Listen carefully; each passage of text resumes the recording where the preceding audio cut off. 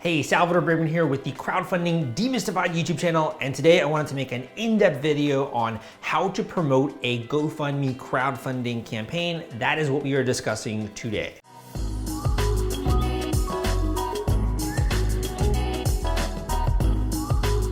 When it comes to GoFundMe, I think there are a few different camps that we want to promote this campaign to. So you have your friends and family, you have people in your local network, maybe if you're a member of a church group or a community organization, the people in your local area, your friends of friends, etc. And also strangers online, strangers on the internet. I have a lot of great videos out there going through and detailing some of the unique ways that you can promote your GoFundMe campaign on Instagram, for example, and on social media. But with this video, I just kind of want to give you an idea of what would be a foundation for a promotion and a marketing campaign. And the way that I tend to think about this is it's best if you have some help with your GoFundMe campaign, because it's a lot to do this on your own. But these are just the very key essential steps that I would take if you are interested in getting more attention to your campaign. The first step that I would take is you want to have the lowest hanging fruit, right? In order to get more attention from strangers and people who don't know you, it's really helpful to prime the pump. And by that, I mean getting a little bit of initial funding with the campaign. So if a stranger comes and they sees this campaign online, they're not going to think it's just another scam or not just another plead for help. Instead, if there's already a little bit of funding, if you have the funding meter going up a little bit, people are going to be way more likely to watch the video or take the time to read your crowdfunding campaign page. This is called social proof in marketing. So first of all, we want to go after the low hanging fruit. We're going to go for our friends and our family. And the most important thing here is making sure that they know this is an essential need in your life. This is something important to you, and they'll be supporting the campaign on the basis of the relationship that you have with them. For example, if you had another major life event where you had a wedding or you graduated from college or you had a baby on the way and you post that on Facebook, you can see all the thumbs up, the likes, the comments on that Facebook update, because people know this is a big event in your life and they care about you, so they're going to support it, obviously. The biggest difficulty that a lot of campaigners have is that they'll do a GoFundMe campaign, but they don't make their friends and family aware that this is actually something that's genuine. This is something that is a big event in their life and drawing the necessary attention to that. And sometimes there's the feeling there of like guilt. There's the feeling of not wanting to promote the campaign, of wanting to save face. It's very difficult to jumpstart a campaign if you don't already have a little bit of funding there to prime the pump. So the first thing you want to do is kind of try and get over that if possible. So things you can do in terms of promoting that campaign to friends and family: doing personal phone calls, sending them a direct message on Facebook or on Instagram, send them in a text message, and just kind of explaining to them why this matters to you, why this is important to you, what their contribution would mean for you. And the more they can wrap their head around it, that this is actually something that's going to be helpful for you in your life, the more willing they are to donate. And even just saying like, we would love to get, even just $25, this is going to help jumpstart our funding. And hopefully we can also get some attention from the wider audience out there, people who might suffer from this problem or people who care about this particular problem. So making sure you do that communication is going to be the best, highest leverage point in the early days with your crowdfunding campaign. If you have other people that are working with you to help spread the word about this campaign, not leaving it up to chance and just writing a fundraising letter or writing a fundraising email that they can just copy and paste and they can send to their friends. If you have one or two other friends that are willing to help you with the campaign, put together the social media templates, a very simple message or an image that they can post on their Facebook story.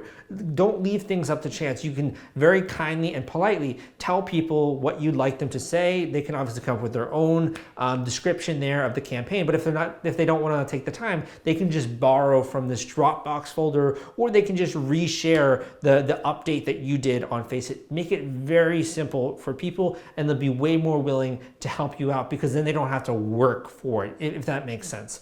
When it comes to other things, so let's just talk about like your local network, for example.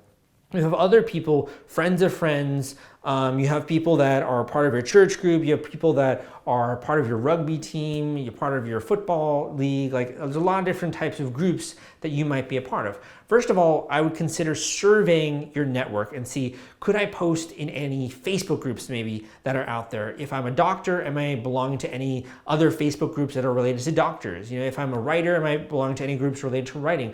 Go and sort of do an auditing session of your life and see, is anyone in my network a part of a larger group? Am I part of any larger groups? Who could I reach out to beyond just my local little network of friends and family? The other thing you're going to want to do is maybe see if someone else would be willing to introduce the campaign. This is also where having another individual run a crowdfunding campaign for you can actually prove to be a little bit of a silver bullet. So instead of you maybe running this GoFundMe campaign, instead you want someone else who is more credible, has a larger network, and who people might be willing to respond more positively to. Maybe you want them to run the campaign, and then you can sort of be the beneficiary behind the scenes, and they would be running the campaign and vouching for you and for your cause. That's a really interesting way to use some of GoFundMe's functionality in order to attack marketing at a sort of in a different way or at a different level. Now you also have sort of these larger networks, so strangers, we'll just say, we'll put it in the category of like people who don't really know you, right? When people don't know you, they're far more skeptical of you. And yet, we all buy products every day from people that we don't know. We buy services from people that we don't know. We watch videos online of people that we don't know. And over time, we start to become more familiar with them, right? We might be more willing to buy a product that they recommend, or people willing to buy a service, these things. And sort of the key to getting someone to warm up to your cause, number one, is that it is legitimate. So when someone comes to the campaign, they're going to first look for those social proof signals, that signal of legitimacy, that other people are giving money, that this is actually a real thing that's going on. No one wants to be a sucker. Like, no one wants to be the first person to give money to a charity. No one wants to be the first customer of a business. I know that definitely from way back in my early days. No one wants to be the first person to participate in something, right? Or to be the first person at a party. Like, you don't want to be the first one there. You always want to have a few people already there by the time that you arrive. So I call this manufacturing social proof to a degree. You want to get to the stage first where you have a little bit of social proof on the campaign before you start sending this to other people. Otherwise, they're just going to come to the campaign and it's not even going to be worth it. They're not going to convert into a backer. They're not even going to take the time to really watch the video or do anything related to that crowdfunding campaign. Once you are at that point where you have a bit of social proof, then things begin to open up. So first of all, you could do stuff like contacting your local newspaper. You could look at bloggers who maybe have written about this particular cause or this charity before. I had a friend that I was helping with when it comes to their crowdfunding campaign for raising money for hospital medical supplies in New York City. And one of the things I recommended to them was they could go to all of the newspaper journalists who have written the story about the medical supplies in New York City and the dwindling supplies, and just say, hey, look at this. Now all of the people that are working at these hospitals are running their own crowdfunding campaigns, and you can get behind the actual workers rather than trying to give money to an abstract charity. You can actually donate money to the people that need it most, and they're going to go out there and buy medical supplies, and they can help save your friends and your family from this horrible coronavirus condition that was going on at this time, right? So in this case, I was advising them to go and look at all of the other people that are writing about this particular cause. I also recommend a lot of nonprofits to do that. If you have a cause which you're trying to champion, let's just say you're an environmental activist and you're trying to raise money for that, go and look at the other organizations that are writing articles on this, other publications that care about this, and maybe you can align your cause with them, and in that way gain access to a much larger audience. The other thing you can do is you can start to tweet out your campaign. You can tweet to GoFundMe, you can tweet to whichever crowdfunding platform you're going with. They might be willing to include your story in their newsletter if you're already getting a little bit of traction and a little bit of funding. And particularly if you have people that are rallying around your project and that are sharing it as a news story, these crowdfunding campaigns, as much platforms, as much as some people don't like to admit it, they are businesses. They're taking a fee, they're taking a cut, they have operational costs. And if you can help them maintain a more profitable business by having a bit of a success story on your hands, then it's going to be way more likely they're going to want to showcase you and feature you. So that's another great way, I would say, to do marketing. When it comes to other things like paid marketing, doing Facebook ads, for the beginner, I would not recommend going down that route. You probably will end up wasting your money just because not a lot of people know how to do Facebook ads properly. It takes a lot of time and effort to actually understand Facebook advertising. So unless you're hiring someone else's services or someone else has indicated they think this would be a good idea and they've actually taken the time to look through your campaign and giving you a really good way to make use of these ads, I probably wouldn't go down that path normally for myself. If you have a Facebook page, it wouldn't hurt to maybe do a sponsored post so that all the people who have liked that page will see that post. Let's just say you have like an animal shelter, for example.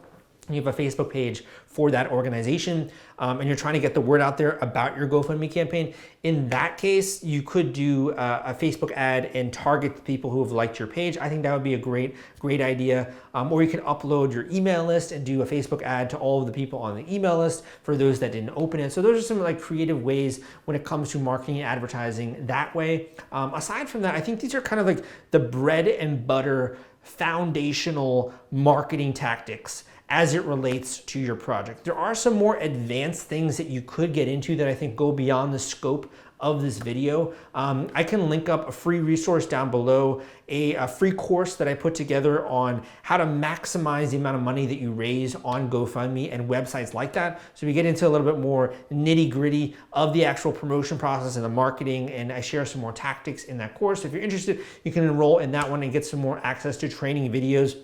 The most important thing here is that what you're asking money for and what you're looking to crowdfund is a noble cause, and there's some way that you can justify that. I have another video out there on, like raising money for a car using GoFundMe, and people just usually aren't willing to support projects that don't have a larger mission. If you can think of a way to tie your individual situation into a much larger vision, a much larger mission, there's going to be more of a humanitarian aspect to it, right? There's going to be more.